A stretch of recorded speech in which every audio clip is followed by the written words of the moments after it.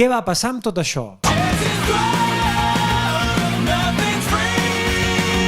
Als anys 70, en plena decadència econòmica i social, al Regne Unit i als Estats Units va sorgir un nou moviment, el punk rock, amb bandes com The Ramones a Nova York o The Clash i Sex Pistols a Londres. La música era directa, plena de ràbia, plena de crítica, guitarres distorsionades, bateria ràpida i lletres que parlaven d'una societat malalta i d'una esperança de futur que no arribava mai. Era un so brut i rebel. Sovint, els grups tenien molt pocs recursos i molt pocs coneixements musicals, i així va calar molt fort, i era el so que sorgia de les entranyes de tota una generació. Però a l'entrar als anys 90 la cosa va canviar una mica. Aquell esperit punk seguia, però la nova fornada de grups perfilaven el so, incorporaven produccions més netes, tenien més coneixements musicals i sobretot les cançons tenien unes melodies molt enganxoses. Seguia sent punk, sí, seguia sent rock, també, però també era pop. De seguida va començar a ser un estil molt popular entre els joves i una indústria molt més preparada va saber absorbir-lo i distribuir-lo de manera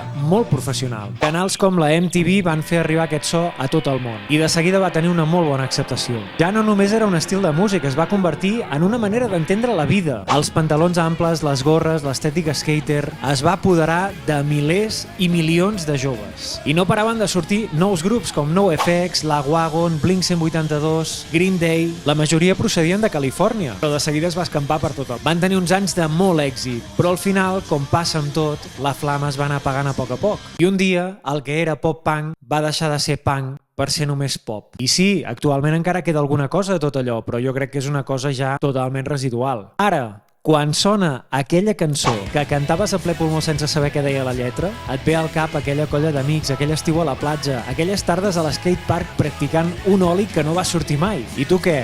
També vas viure-ho tot això? Deixeu-ho a comentaris, va. Ah, per cert, si encara no em segueixes, jo crec que ara és el moment.